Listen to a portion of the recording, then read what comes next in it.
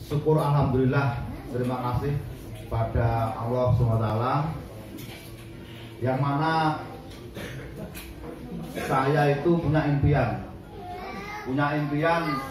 ingin bermanfaat, punya impian ingin berbuat sesuatu. Alhamdulillah Allah kasih inspirasi, Allah kasih jalan.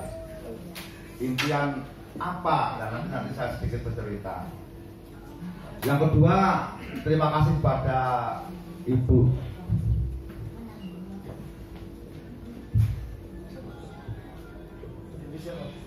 saya ya, kepada ibu saya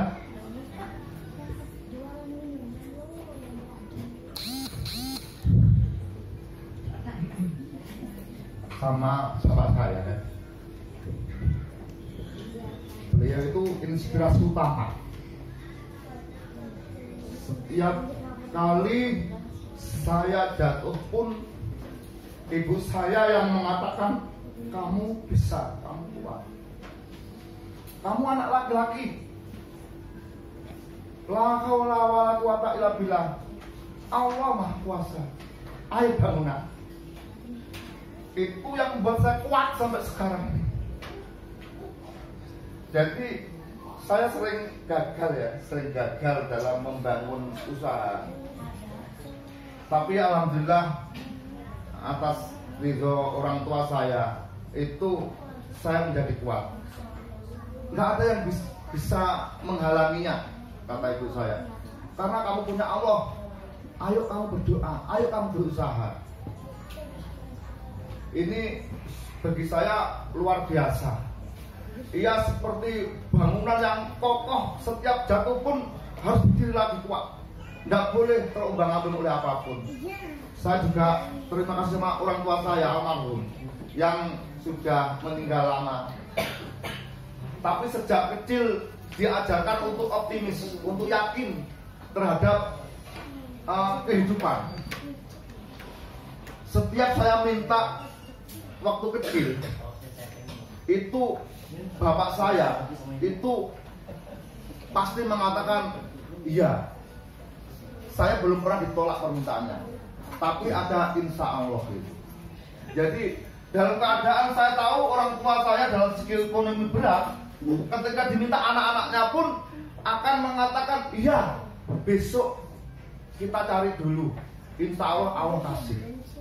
Begitu optimisnya orang tua saya membangunkan mental anak-anaknya, alhamdulillah sampai sekarang pun terasa. Ketika saya tidak bisa mencapai sesuatu atau belum mencapai sesuatu, maka saya ingat pesan orang tua saya. Ibu saya bilang orang itu harus sabar, harus ikhlas, tawakal, dan yakin Allah pasti meridhoi bila harapanmu itu baik, bila cita-citamu itu baik. Jadi bapak saya mengajarkan kesabaran, bahwa sesuatu bisa dilakukan, insya Allah Allah kasih jalan. Yang dari situlah saya terus membangun dari hal-hal yang disampaikan oleh sahabat saya Mas Fajar, juga dari Mas Hairul. Jadi ini sebenarnya impian. Jadi itu benar-benar saya ucapkan terima kasih pada beliau, kedua orang tua saya. Saya juga ucapkan terima kasih kepada istri saya. Selama 2 tahun ini saya berpikir berbeda. Saya bilang sama istri saya, Ma, kita itu sudah menginjak usia tua. Saya hampir waktu itu belum 50, sekarang 50 tahun. Kita mesti punya alternatif apa yang bisa kita lakukan untuk membangun ekonomi, untuk anak-anak kita, untuk orang lain, untuk orang-orang yang memang harus kita bantu, untuk masa depan generasi-generasi bila kita mampu melakukannya. Nah, istri saya alhamdulillah mensupport.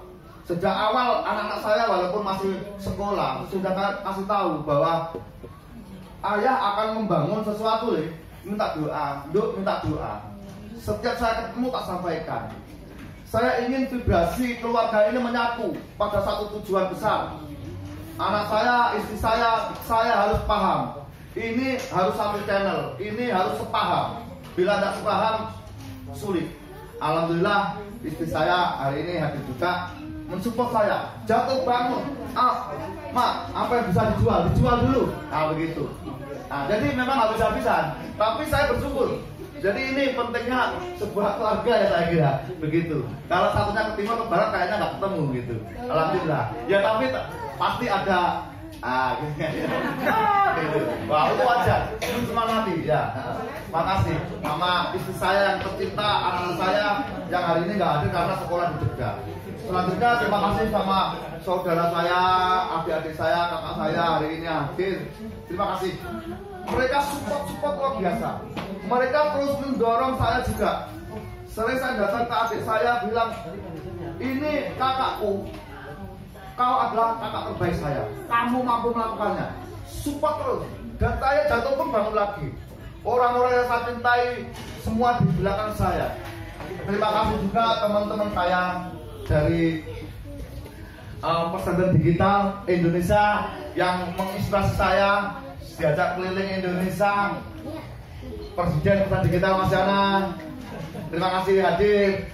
Ini Presiden satu Mas Hairul yang tadi memberikan gambaran tentang kita, Mas Idit, teman-teman yang lain juga terima kasih pada komunitas tangan di atas yang banyak menginspirasi saya bagaimana membangun sebuah bisnis, bagaimana membangun sebuah komunitas, kemudian bagaimana berbagi, saling tumbuh bersama. Ini jarang saya temui.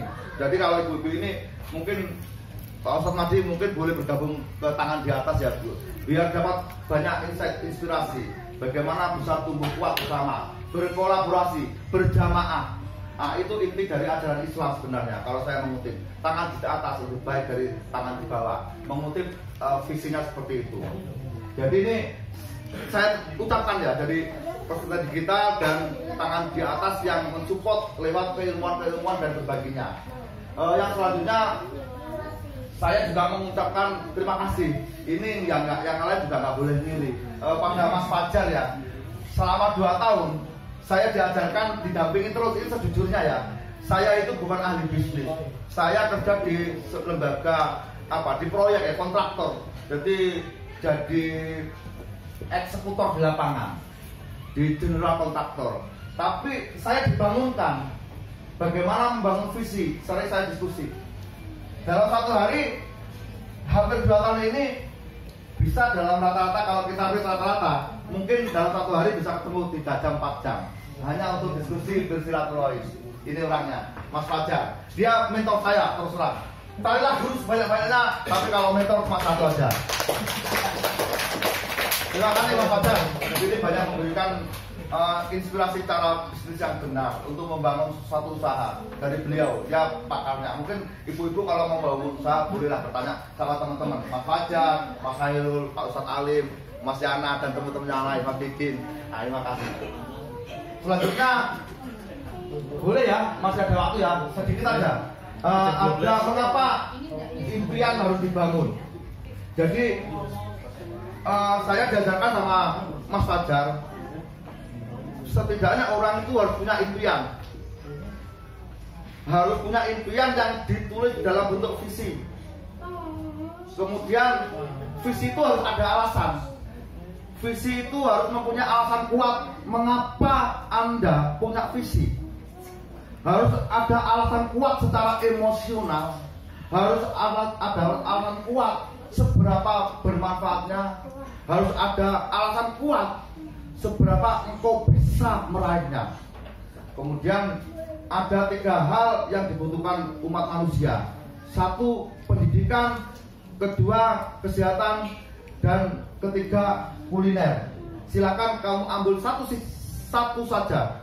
Dan kemudian mulailah engkau bervisi. Alhamdulillah saya ngambil di bidang kesehatan. Ini juga atas arahan mentor saya. Ini serius, ini saya katakan seperti itu. Memang kita butuh pendamping. Nah, saya kebetulan teman baik Mas Fajar diajari dan gratis, alhamdulillah. Sering dikasih kopi sama teh di kantornya. Sama ya, udah keluar duit, keluar ilmu, begitu kira-kira. Jadi visi Sasak itu kita rangkum dalam 3 suku kata ya, 3 kata: sehat, sukses, bahagia. Sangat sederhana. Sehat, kita mesti harus sehat. Sehat jiwanya, sehat badannya, sehat ekonominya, sehat di keluarga.